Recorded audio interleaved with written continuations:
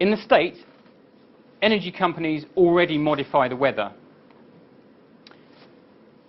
So again, if you can create prolonged periods of cold weather, so you're just hitting, the degree days are going up or down depending on whether, extremes. When it's hot, you've got air conditioning. When it's cold, obviously we need heat. Agrochemical companies. There are 10 agrochemical companies that run pretty much the whole business. Some of you are familiar with Monsanto, I'd imagine. And what Monsanto are doing, they're bringing out patents, seed patents. They're bringing out aluminium-resistant seed patents, sorghum seed patents. And for me, this is the daddy of all patents. This is a stress-tolerant plants and methods thereof. And it talks about adiabatic stress in plants. And if you like any of these foods, this is in the patent, they're proposing to genetically modify these seeds. So as a farmer, you are farming organic or natural seeds, and if you're having your harvesting patterns interrupted through adverse weather, the only way you can survive is to either go GM or you start diversifying. And going GM probably is on the cards for many farmers.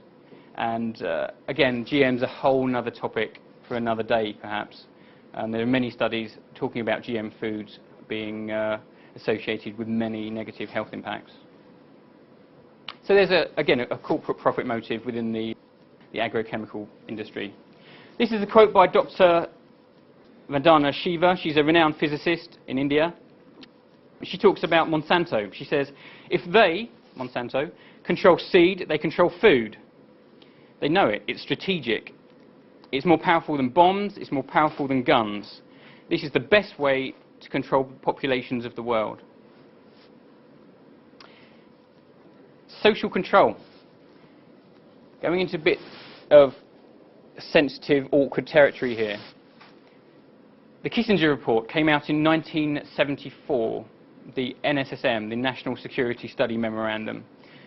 Quote, since population growth is a major determinant of increases in food demand, allocation of scarce resources should take account of what steps the country is taking in population control, as well as food production. In these sensitive relations, however, and this is it, it is important, in style as well as substance, to avoid the appearance of coercion. So what they're saying is, we have to avoid being seen to manipulate the food because we want to manipulate the population. Again, it's a huge topic, depopulation. Agenda 21, I think I mentioned before, and this policy document came out of the Rio Summit in 1992. Essentially, it was to achieve sustainable development through the management of natural resources and population, using land use restrictions and requirements. And it had some goals, and the decisions from this policy should be based on environmental impact through three main components: global land use, global education, and here's the biggie, global population control and reduction. A quote from Dr. John Holdren, and he is the science advisor to President Obama. Quote, a program of sterilizing women after their second or third child, despite relatively greater difficulties of the operation than vasectomy, might be easier to implement than trying to sterilize men. Quite, yeah, it raises a few eyebrows, I'd imagine, when people read that.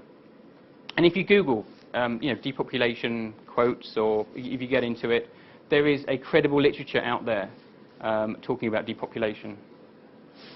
Enhanced military capability, another agenda. And then the famous weather modification experiments were during the Vietnam War, called Operation Popeye, and they flew 2,600 rainmaking missions over the Ho Chi Minh Trail to create adverse conditions, flooding, so they could disrupt the food supplies coming in. And the slogan at that time within the US soldiers was "Make mud, not war." And the planes they used were the WC-130As. And again, I'll give you links to all of this. Here's an interesting one. The US Air Force came out with a report. You can't see the title there, so I've blown it up for you. Weather as a force multiplier, owning the weather in 2025. What can you do if you own something? You can sell it. You can sell the weather. I haven't heard much about selling weather, but my gut is telling me that it might be around. I wish I'd covered this up, the date here, and some of you have seen it. Others are engaging even in an eco-type of terrorism, whereby they can alter the climate, set off earthquakes, volcanoes remotely through the use of electromagnetic waves. And if you haven't seen the date, 97. I found a similar quote, actually, going back to 1975, where they talk about we can create hurricanes and we can steer hurricanes and we need a treaty. And there's in 1978, there was the Environmental Modification Treaty that was ratified by many countries, saying that we can't use this technology. It's just, it's too dangerous. Scalar weaponry, it's called. And a lot of the geoengineering stuff was born from this. There's a model out there called the Variable Terrain Radio Parabolic Equation Model. And this was the kind of embryo for a lot of the experiments and geoengineering stuff that I'm talking about. Telegraph, May 2011. It reads, Mohammed Ahmadinejad says, Europe stealing Iran's rain. And it goes on to say, he quotes, it says, according to reports on climate, whose accuracy has been verified, European countries are using special equipment, I'll get to that in a minute, to force clouds to dump. And he's talking about water, rain. By doing so, they prevent rain clouds from reaching regional countries, including Iran. The special equipment that he's alluding to is the HARP stuff, is the scalar weaponry. HARP can create earthquakes and tsunamis, actually. You'd expect whistleblowers to be in this kind of field. You know, one of the questions I get is, you know, if all this is going on, you know, how comes nobody's stepping forward? If this is so big, how comes nobody's coming forward? Well, there have been. People have come forward on this. And a very, very courageous Swedish politician, Pernilla Hagberg, came forward. And she says, quote, these trails contain a multitude of chemicals, viruses and heavy metals, such as aluminium, that influence the weather. This is a controversial and extremely sensitive issue that is very interesting to examine.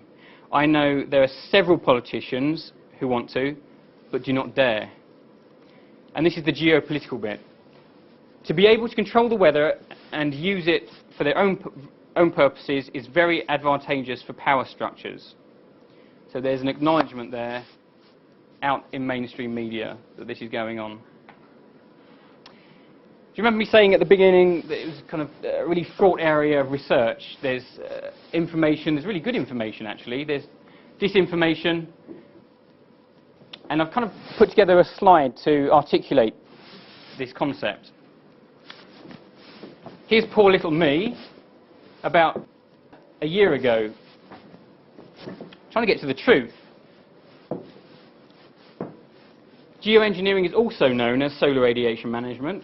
It's also known as stratospheric aerosol geoengineering, SAG. It's also known as weather modification in different contexts, and the states are going on about climate remediation.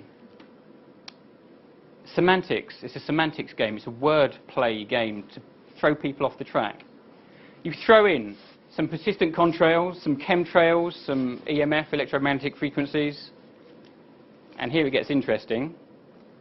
You throw in the aliens, the conspiracy theories, paranormal, the UFO stuff, the astrology.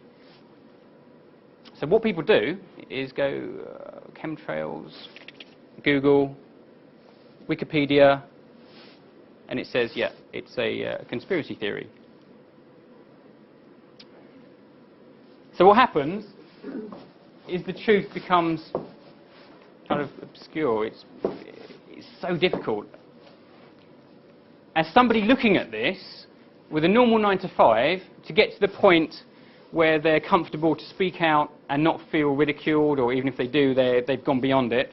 I kind of went beyond it a while ago, started to talk to some friends. They kind of thought I was nuts. But after a while, when you get to the heart of this issue, you kind of transcend all of that to a degree.